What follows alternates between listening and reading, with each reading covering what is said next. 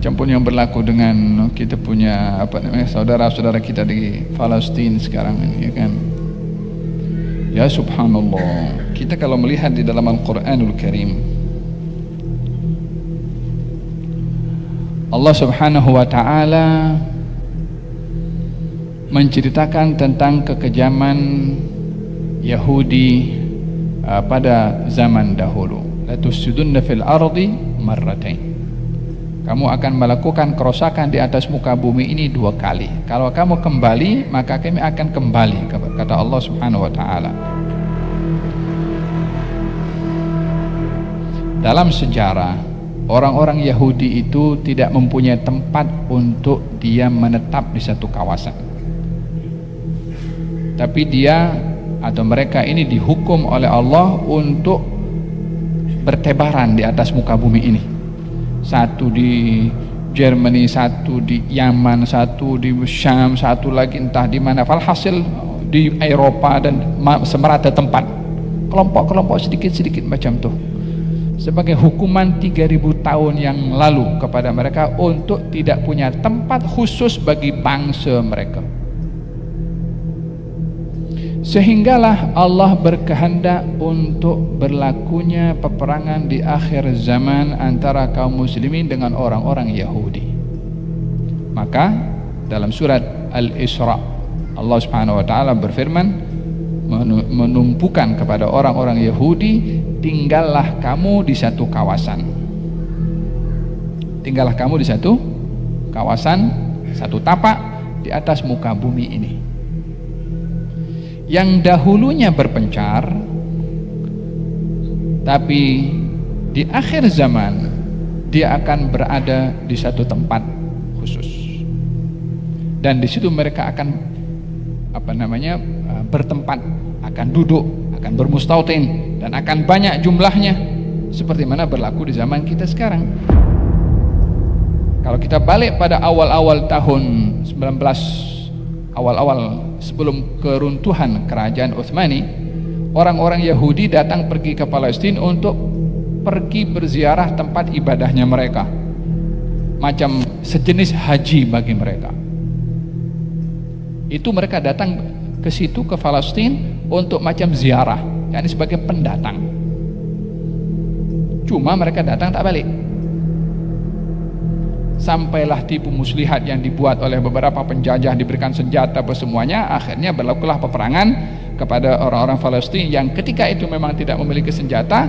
Terbenalah negara yang dikatakan negara Israel. Daripada tanah siapa? Tanah rampasan dari pendatang sampai dia menjadi orang yang merampas, memiliki, mengusir tuan rumah. Mula itu hanya beberapa ratus ribu saja, tambah, sekarang sudah berjuta. Jangan disangka ini semua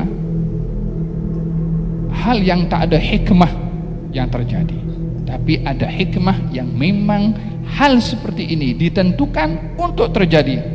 Dan hikmahnya adalah seperti yang dikatakan, mereka akan berada di satu tempat, akan berkumpul di satu tempat, akan membanyak di satu tempat, untuk tiba waktu satu hari untuk berlawan antara umat Islam dengan orang-orang Yahudi, seperti mana disabdakan oleh Nabi SAW, akan berlaku peperangan di akhir zaman antara orang Islam dengan orang-orang Yahudi, sehingga pokok dan batu yang menjadi tempat bersembunyinya orang-orang Yahudi akan mengatakan kepada kaum muslimin, ya Muslim, ya Abdullah, wahai orang Islam, wahai hamba Allah, di belakang saya ini ada Yahudi sedang bersembunyi, datang dan bunuhlah dia. Kata pokok dan kata batu berbicara. Bagaimana akan berlaku peperangan kalau tidak ada berhadapan langsung? Kalau mereka berpencar di mana-mana, nak perang dengan siapa?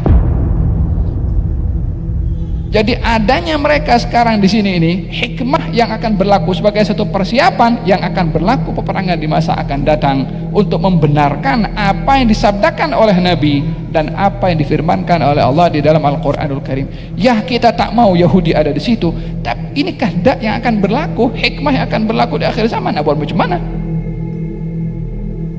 Kita tak suka, tapi Allah letakkan hikmah di situ. Dan pasti yang dijanjikan oleh Allah pasti akan terjadi.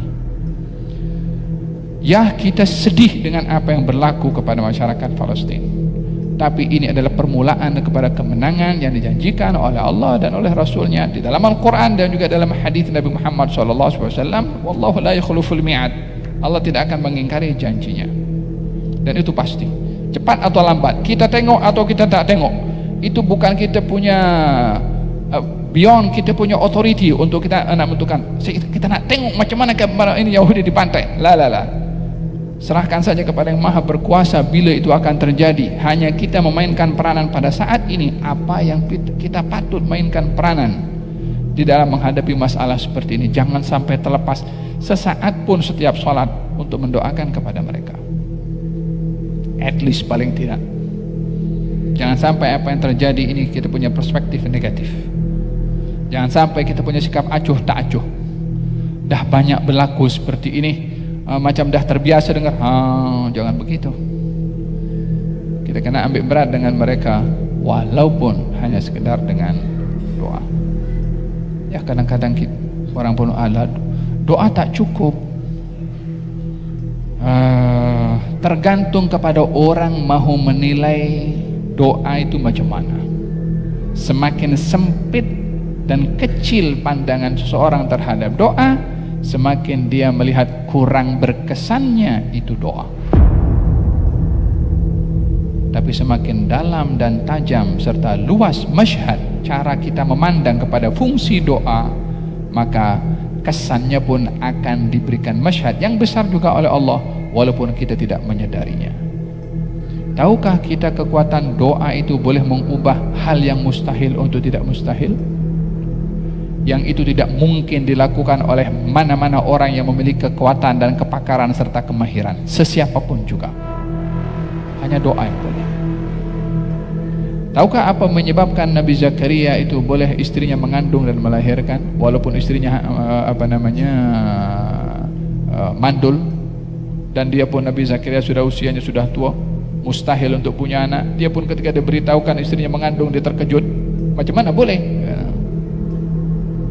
Secara hukum saintis memang tak boleh orang mandul hamil, tapi istri Nabi Zakaria hamil atau tidak? Hamil. Apa sebabnya? Doa. Dalam perang Badar itu, kaum muslimin berperang dengan senjata, Nabi berperang dengan doa. Jangan remehkan doa. Jangan remehkan doa. Hanya kalau kita doa itu, kalau kita doanya menganggap remeh, ya Anda yang bikin remeh, bukan Tuhan yang bikin remeh. Tapi kalau Anda sungguh-sungguh berdoa, akan nampak kesannya walaupun Anda tidak melihat.